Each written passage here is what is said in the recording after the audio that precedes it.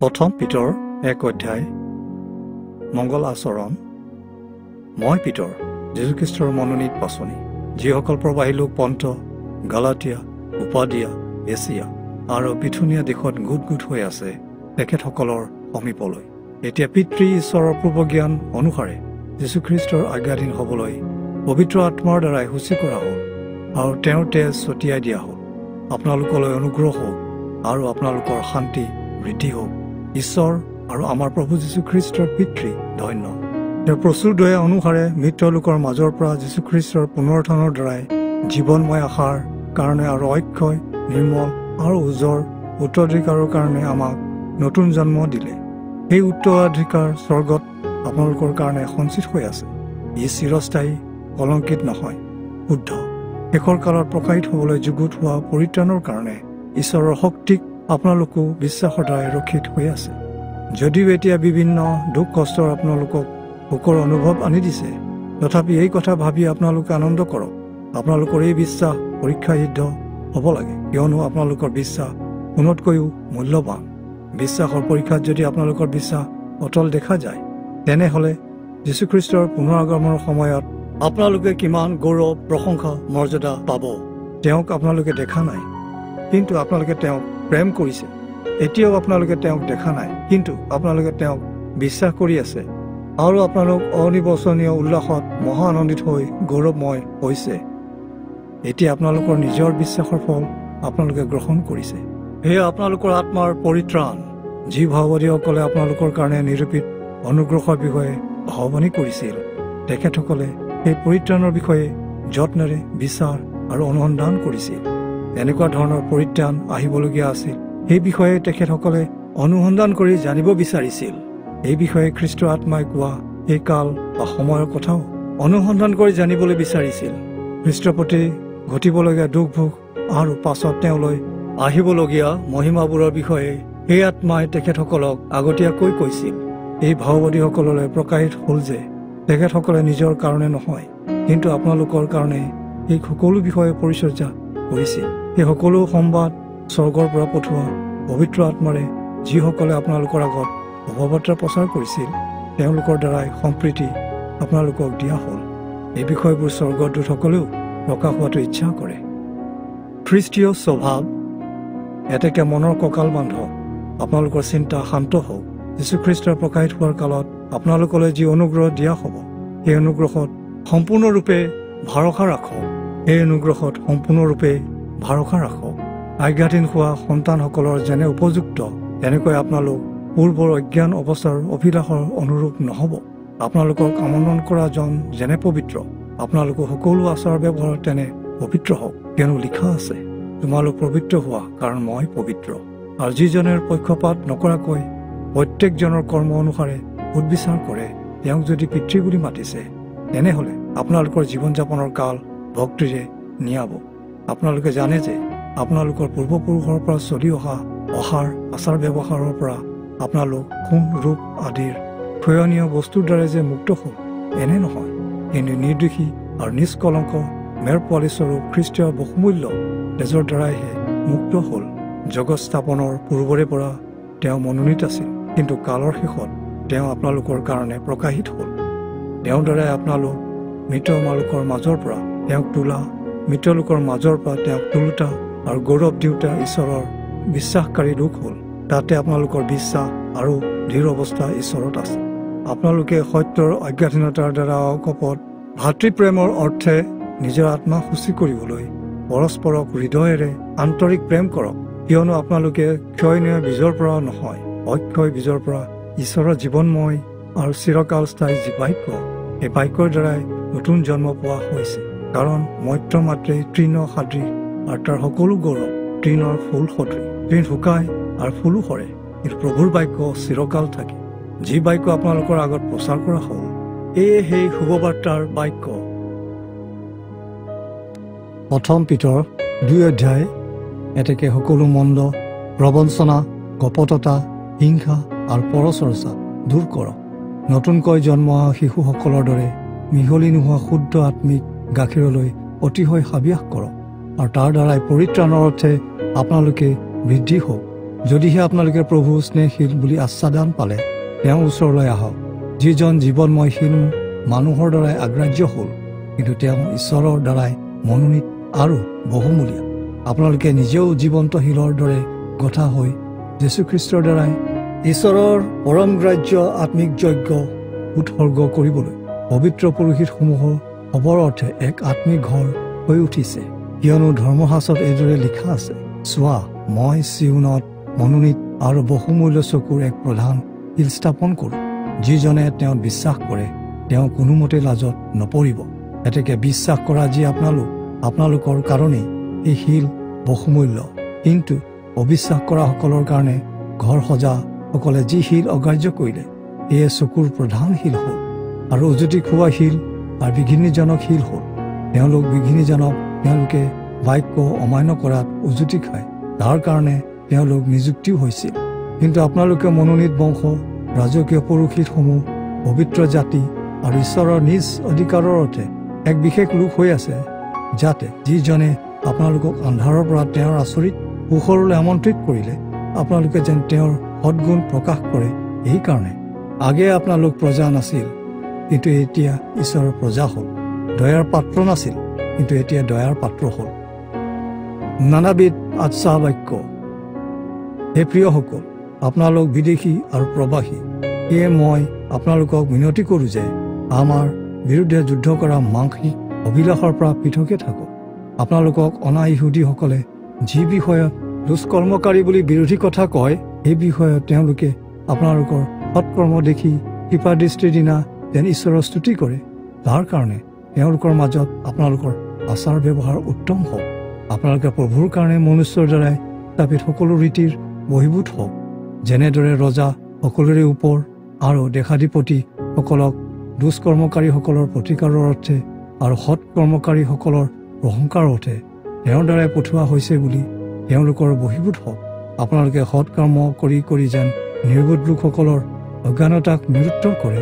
ঈশ্বৰৰ এই ইচ্ছা আপোনালোকে স্বাধীন লোকৰ দৰে হয়, কিন্তু সেই স্বাধীনতাক দুষ্টতাৰ ঢাকনি নকৰিব, বৰং ঈশ্বৰৰ দাসসকলৰ দৰে জীৱন যাপন কৰক।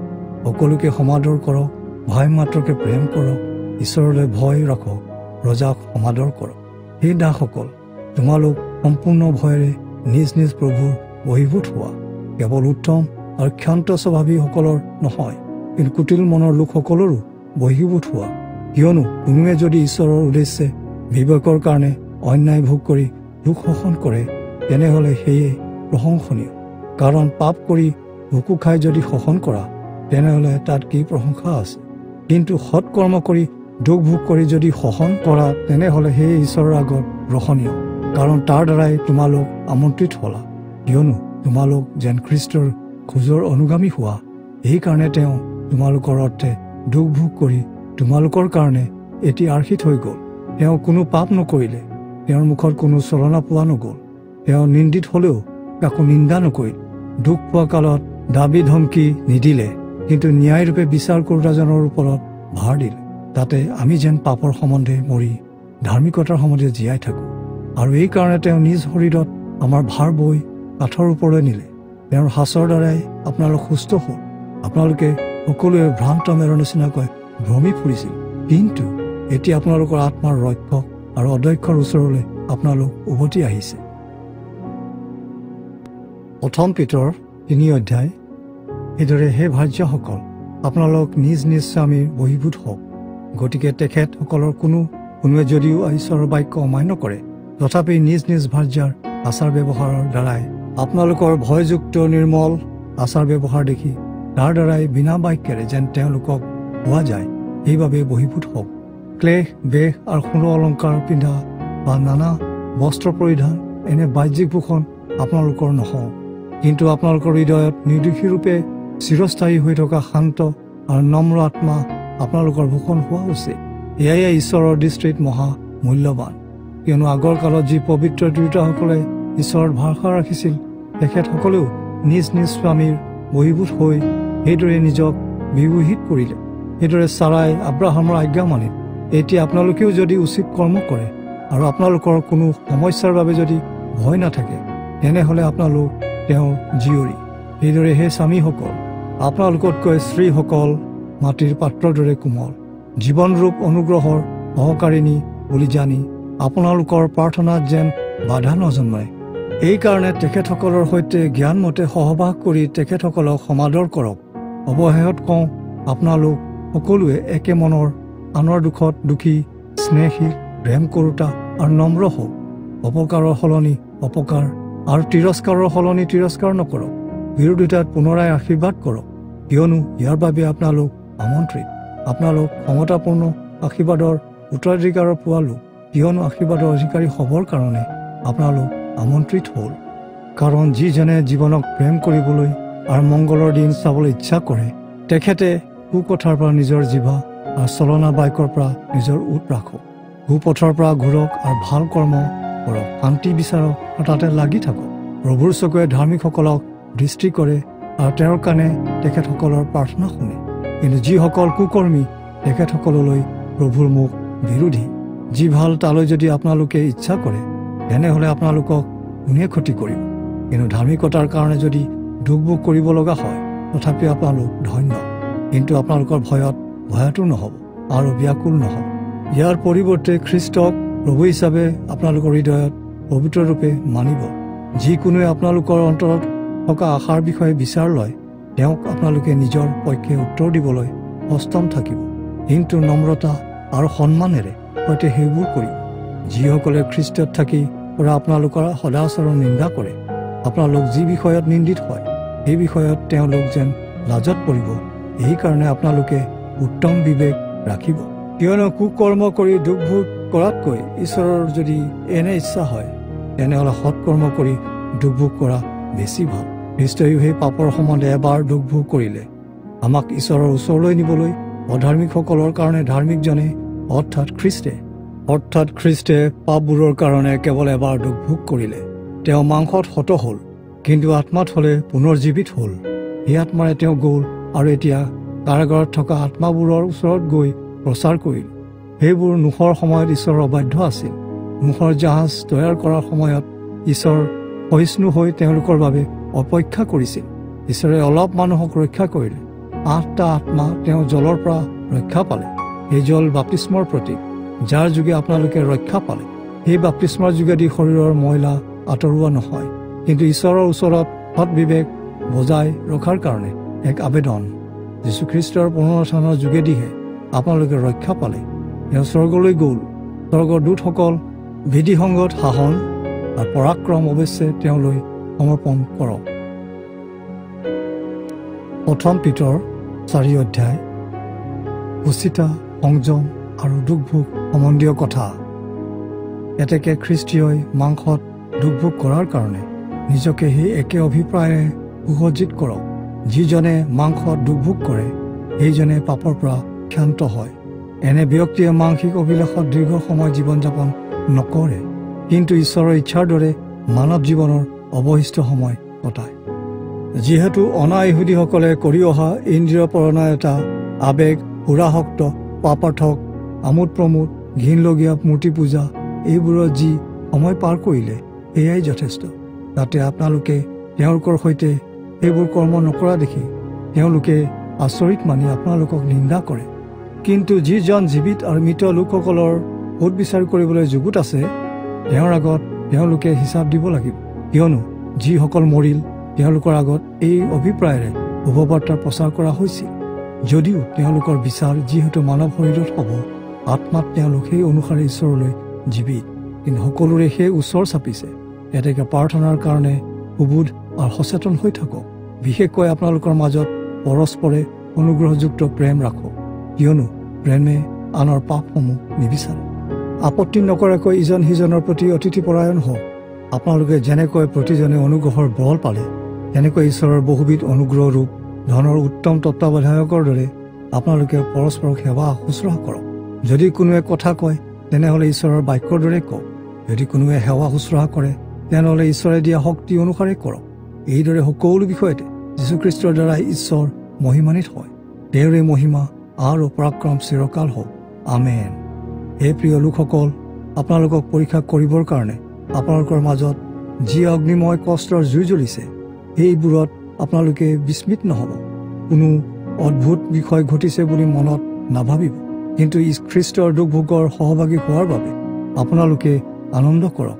ইয়াৰ উপৰি তেওঁৰ গৌৰৱ প্ৰকাশিত হোৱা সময়ত আপোনালোকে অধিক আনন্দ আৰু উল্লাস কৰিব পাৰিব। আপোনালোক ধন্য যদি আপোনালোকে খ্ৰীষ্টৰ নামৰ কাৰণে নিন্দিত হয়, কাৰণ ঈশ্বৰৰ আত্মা আৰু গৌৰৱৰ আত্মা আপোনালোকৰ ওপৰত স্থিতি হৈ আছে। কিন্তু আপোনালোকৰ মাজত কোনেও যেন নৰবধি, চোৰ, কুকৰ্মকাৰী বা পৰচৰ্চাকাৰী বুলি দুখ ভোগ নকৰক। যদি কোনো এজনে খ্ৰীষ্টিয়ান হোৱাৰ কাৰণে দুখ ভোগ কৰে, তেনেহ'লে লজ্জিত নহওক, কিন্তু সেই নামেৰে ঈশ্বৰক মহিমান্বিত কৰক। কিয়নো ঈশ্বৰৰ পৰিয়ালবৰ্গৰ সৈতে সুদবিচাৰৰ সময় আৰম্ভ হৈছে, আৰু সেয়ে যদি প্ৰথমে আমাৰ সৈতে আৰম্ভ হয়, তেনেহ'লে ঈশ্বৰৰ শুভবাৰ্তা নমনাসকলৰ শেষ গতি কি হ'ব? আৰু যদি ধাৰ্মিক লোকেই কোনো প্ৰকাৰেহে পৰিত্ৰাণ পায়, তেনেহ'লে ভক্তিহীন আৰু পাপিষ্ঠ লোকে ক'ত মুখ দেখুৱাব? এইকাৰণে যিসকল লোকে ঈশ্বৰৰ ইচ্ছা অনুসাৰে দুখ ভোগ কৰে, সেই লোকসকলে সৎকৰ্ম কৰি নিজ নিজ জীৱাত্মাক বিশ্বাসী সৃষ্টিকৰ্তাৰ হাতত সমৰ্পণ কৰক। 1 পিতৰ 5 অধ্যায়। নম্ৰ হোৱা আৰু জাগি থকাৰ আৱশ্যকতা। মই আপোনালোকৰ মাজৰ পৰিচাৰকসকলৰ দৃঢ় আহ্বান জনাওঁ যে মই সহকৰ্মীসকলৰ এজন পৰিচাৰক আৰু খ্ৰীষ্টৰ দুখ ভোগৰ এজন সাক্ষী, প্ৰকাশিত হ'বলৈ উদ্যত হোৱা গৌৰৱৰ সহভাগী। গতিকে মই আপোনালোকক দৃঢ় আহ্বান কৰোঁ, সেই পৰিচাৰকসকল ঈশ্বৰৰ মেৰৰ জাকক আপোনালোকে যত্ন লওক, তেওঁলোকক প্ৰতিপালন কৰক। অৱশ্যে আৱশ্যকতাৰ কাৰণে নহয়, কিন্তু ইচ্ছাৰে কৰক, কিন্তু অসৎ ধনৰ বাবে নহয়। যিসকল লোকৰ ওপৰত আপোনালোক তত্ত্বাৱধায়ক, তেওঁলোকৰ ওপৰত প্ৰভুত্বৰে অধিকাৰ নকৰিব, কিন্তু জাকৰ আৰ্শী হৈ তেওঁলোকৰ তত্ত্বাৱধান কৰক। যেতিয়া প্ৰধান ৰক্ষৰ প্ৰকাশিত হ'ব, তেতিয়া আপোনালোকে ঐশ্বৰ্যৰূপ অম্লান কিৰীটি পাব। সেইদৰে সেই ডেকা লোকসকল আপোনালোক পৰিচাৰকসকলৰ বশীভূত হওক।